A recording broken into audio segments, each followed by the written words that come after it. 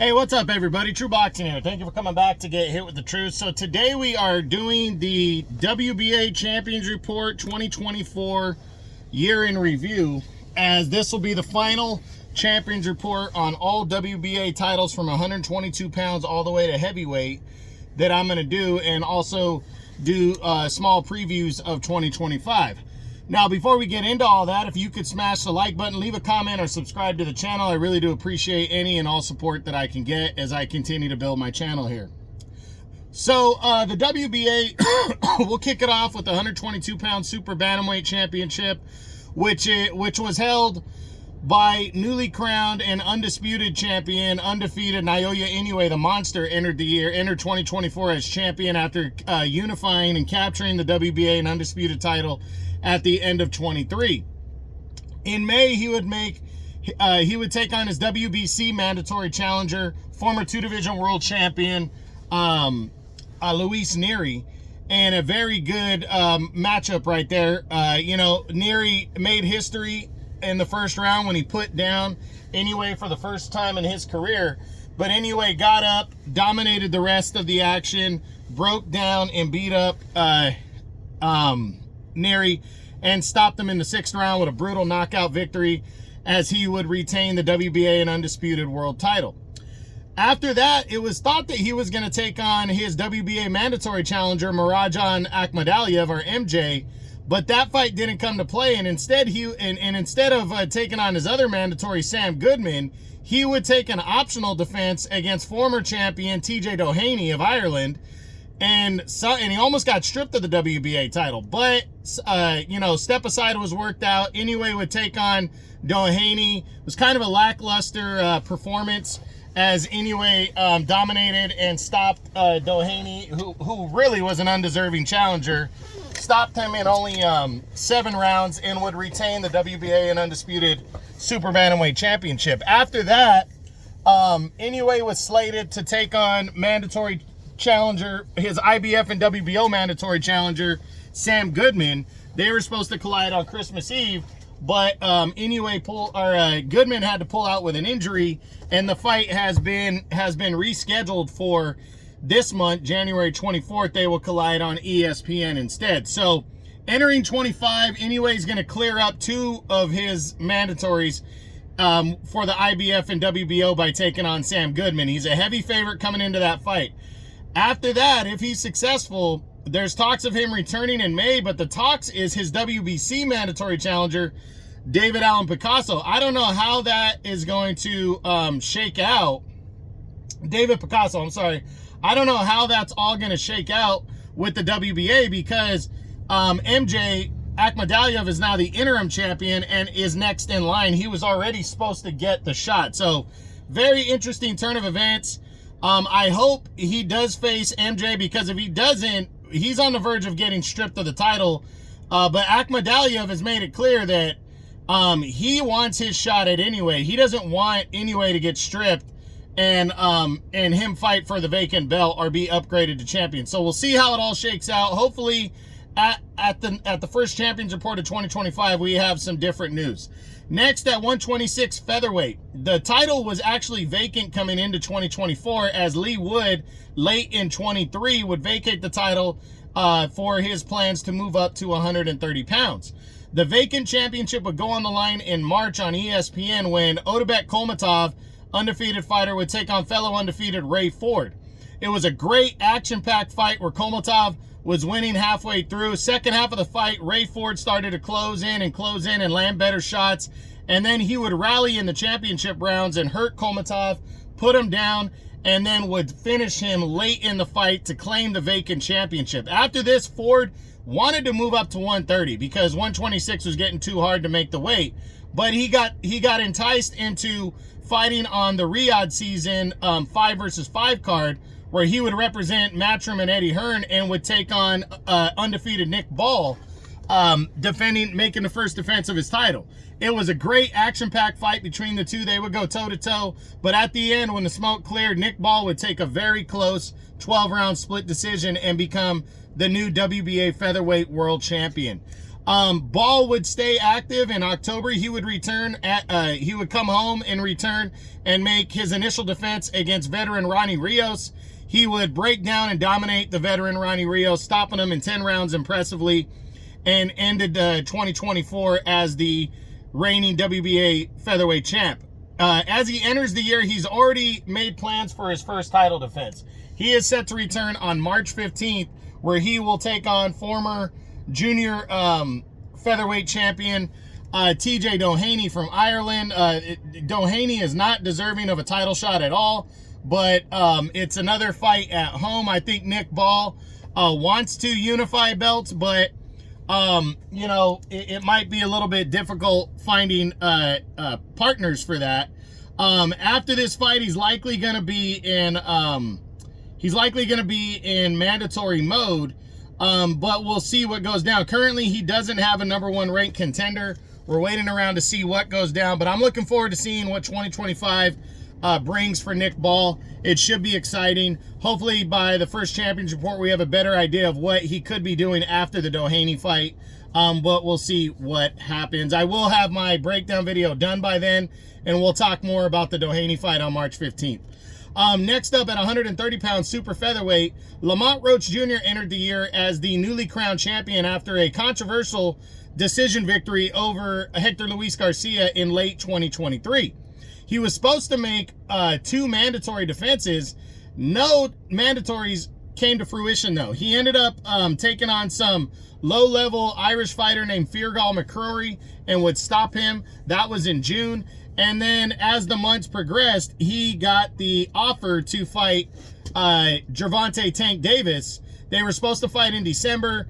That fight got moved off of December and has been rescheduled for March 1st. So now Lamont Roach is intending to move up to 135 and challenge Gervonta Tank Davis. After that, he's going to have to make a decision whether he stays at 135 because he's coming in a heavy underdog against Tank, whether he stays at 135 or whether he moves back down to 130 to defend his title, because Albert Badargaziev is the interim champion right now and knocking on the door for a title shot. So he's definitely going to have mandatories due. Hopefully by the we know a little bit, have a little bit more clear picture by the first Champions Report of 2025 at the end of February.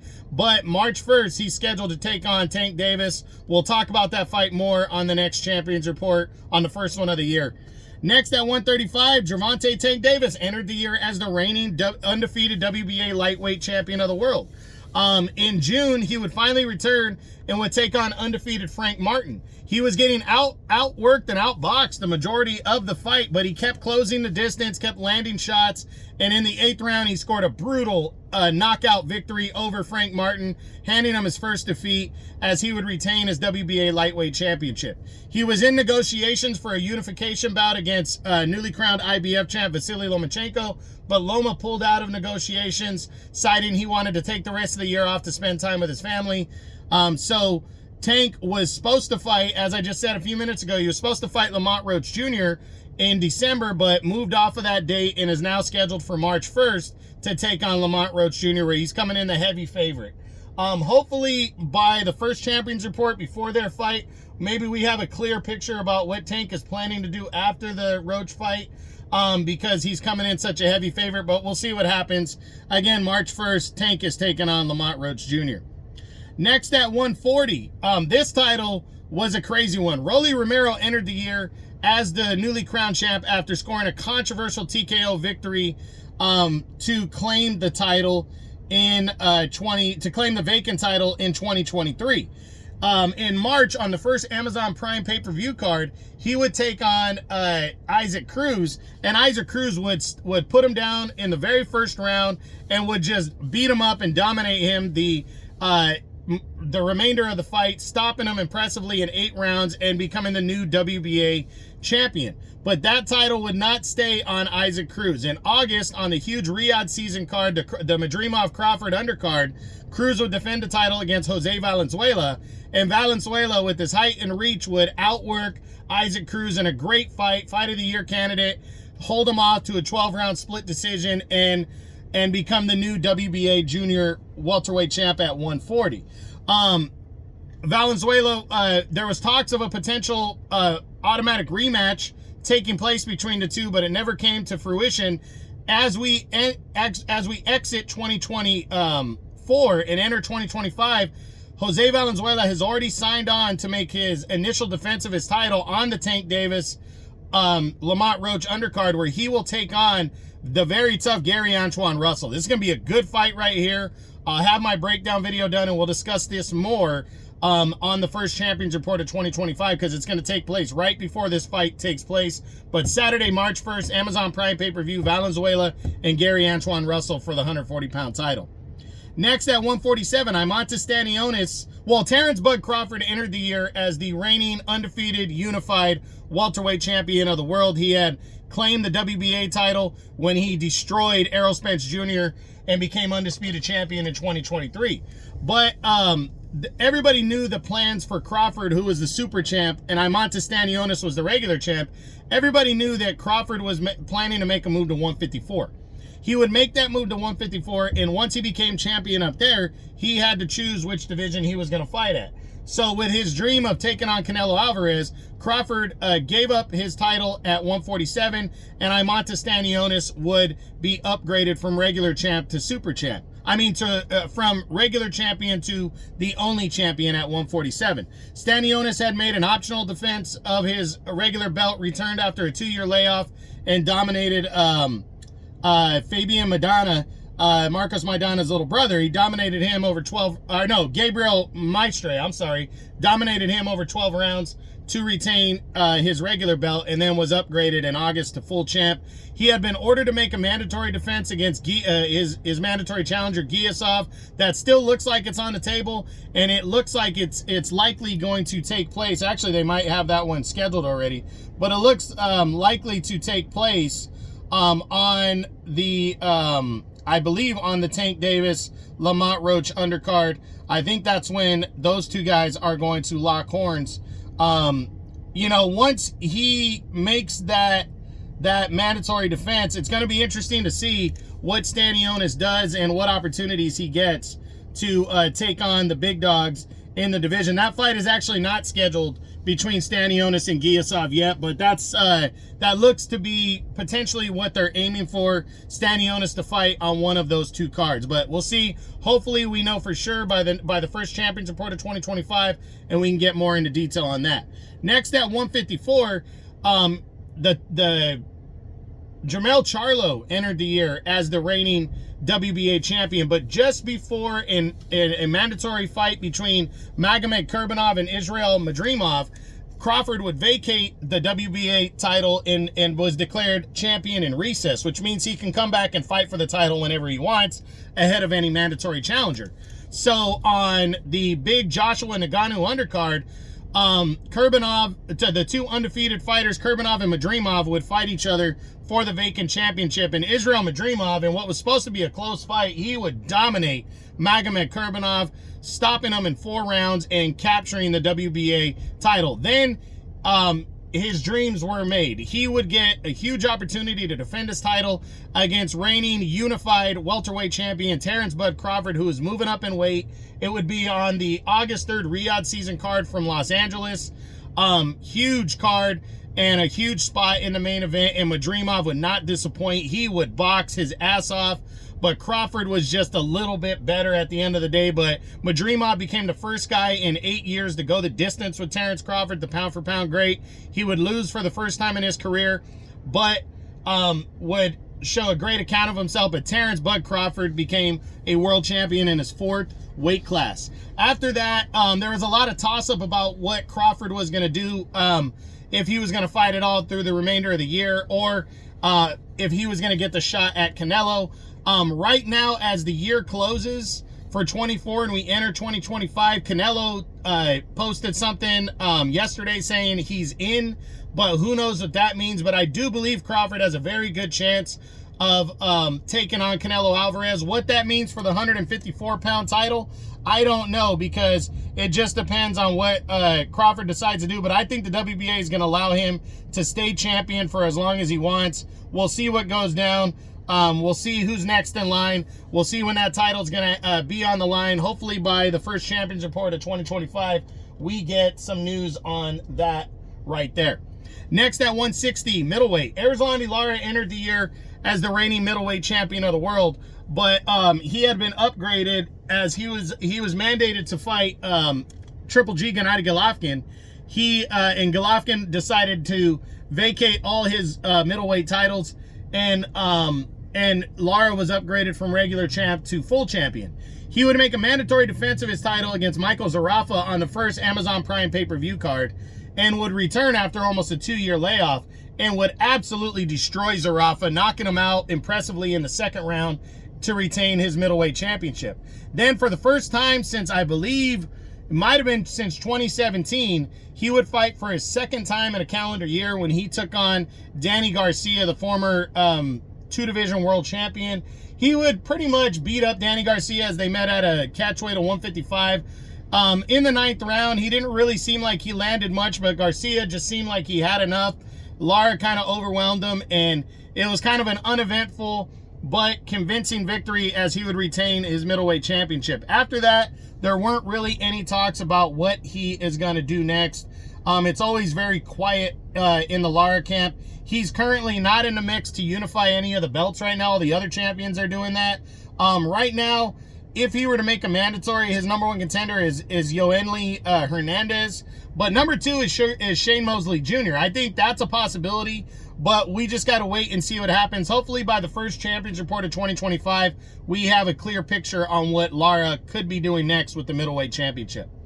Next at 168 super middleweight, Canelo Alvarez entered the year as the reigning WBA and undisputed super middleweight champion of the world.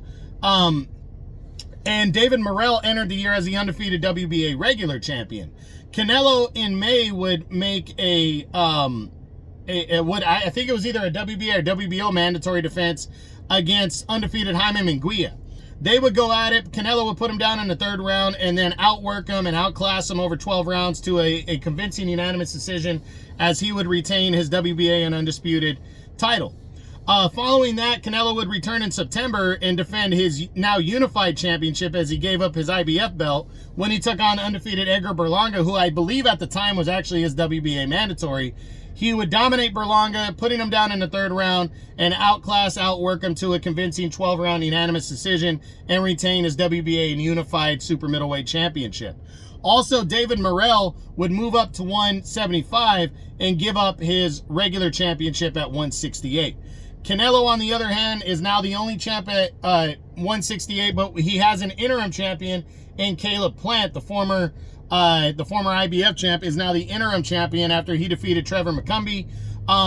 Canelo just recently said he was in to take on Terrence Crawford. What that means, when it's likely going to take place in May, but we got to get more details on if that's going to be official or not. Hopefully by the first Champions Report of 2025, we will know what's going on with Canelo's next fight in May. We should know that's the end of February, and who it's going to be against. I think it's a good chance he takes on Crawford in the super fight, but we'll see what goes down, and we'll see what the WBA decides to do, circling around what Canelo decides. So that's it there. Next at 175, Dimitri Bivol entered the year as the undefeated, reigning, longtime WBA champion. In June, he was supposed to fight Artur Beterbiev for the undisputed light heavyweight championship of the world with all 4 titles on the line. Beterbiev had to pull out with an injury, so Bivol stayed on the Riyadh season card. It was the 5 versus 5 card, and took on Malik Zinad, an undefeated contender on the rise, and scored the first knockout in 6 years for him as he would retain his title again. But in October, the mega fight with Beterbiev for the undisputed title would finally take place on the big Riyadh season card in the main event, and Dimitri Bivol would suffer the first loss of his professional career after an outstanding fight where the two contenders, the 2 world-class operators, went toe-to-toe and boxed and hit each other with big shots. But Beterbiev at the end of the day scored a close majority decision victory. Even though Bivol outlanded him, Beterbiev got the nod and took the WBA title from Dimitri Bivol. So Artur Beterbiev ended the year as the reigning WBA and undisputed light heavyweight champion of the world, but he already has his first fight, and no surprise, it's an automatic rematch against former champion Dimitri Bivol. These two are going to collide on the huge February 22nd Riyadh season card, the best fight card I've ever seen put together. They will collide. I will do my breakdown video on this fight at the beginning of February for everybody, so make sure you check that out. But by the next Champions Report, the first one of 2025, we're going to know if we still have if Artur Beterbiev is still the WBA champion, or if Dimitri Bivol will become WBA an undisputed champ and get his revenge and regain his world title. And then we'll see what the future holds for the winner of that fight. Next, at cruiserweight, 200 pounds, Arsen Goulamirian entered the year as the undefeated but inactive champion. He had been champion for a couple years, but hadn't actually for years, but hadn't defended his world title in at least 2 years. In I think it was March or April, he would take on Gilberto Ramirez in a big time showdown, and Gilberto Ramirez would outwork and outbox the veteran Goulamirian, scoring it and handed him his first loss, as Ramirez became a 2-division world champion with that victory and would capture the WBA crown. Ramirez was keen on unifying belts. So in November, as part of Riyadh season and Latino night, he got a main event call and would attempt to unify titles against WBO champion Chris Mellon-Smith, and Gilberto Ramirez would beat up and outbox and outwork Chris Mellon-Smith to an impressive and convincing 12-round unanimous decision to unify titles. Ramirez ends the year as the unified champion. Right now, you know, there's a lot of talks about Ramirez and Jai Opetaia colliding to unify belts, as Opetaia is the IBF champ. Opetaia is making an optional defense of his title at the beginning of January.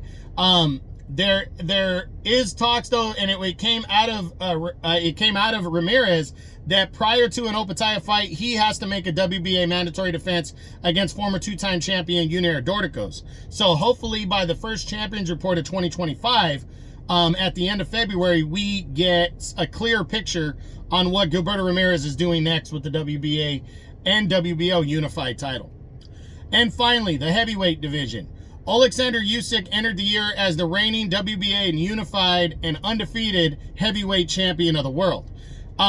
He had the big showdown on the cards against the undefeated WBC champion Tyson Fury to bring all the 4 titles together and become the undisputed champion. He would accomplish that feat in May when he defeated Fury, put him down in the 9th round, defeated him by a close 12-round split decision, and crowned himself the first undisputed champion of the 4-belt era and the first undisputed champion in almost 25 years. So the win was huge. It was historic, but he had an automatic rematch clause in the contract for December 21st. Now, before that, though, the WBA, there was a court battle that allowed, God, what the hell was his name? Mahmoud Char, who was the former WBA regular champion and never lost his title officially. He was awarded a decision in court to where the WBA had to reinstate him as champion, and he had to, as a regular champion, and he had to make an optional defense, or had to make a mandatory defense of his belt when he took on former 2-time world title challenger Kubrat Pulev. In December, both titles would go on the line, the regular title and the super title. Kubrat Pulev would become the WBA regular champion with a convincing 12-round unanimous decision over Mahmoud Char, and then Oleksandr Usyk would retain his WBA and unified heavyweight championship of the world when he defeated Tyson Fury in a rematch by a close but deserving 12-round unanimous decision. As we enter 2025, we do not know what the WBA is going to decide to do. If they're going to try to consolidate belts and order Usyk and Pulev, honestly, I think Usyk will probably give up his belt if that's the case. I don't think the WBA will do that. I think they'll want to keep the title on him and have Pulev fight the mandatory challenger next, which is Martin McCauley, but we'll see. And then for Usyk, he's got his eyes on the February 22nd IBF title showdown between Daniel Dubois and Joseph Parker. I think he wants that winner of that fight badly, and I think he's going to push for that fight. But we'll see what happens, and we'll have a clear picture by the first Champions Report of 2025 that takes place at the end of February. So that's it. That's what I got. That is my WBA Champions Report, the final Champions Report of 2024, the 2024 year in review. We'll see you in 2025. I hope you enjoyed it. If you did, smash the like button, leave a comment, or subscribe to the channel. I appreciate any and all support. This is True Boxing, and you've been hit with the truth.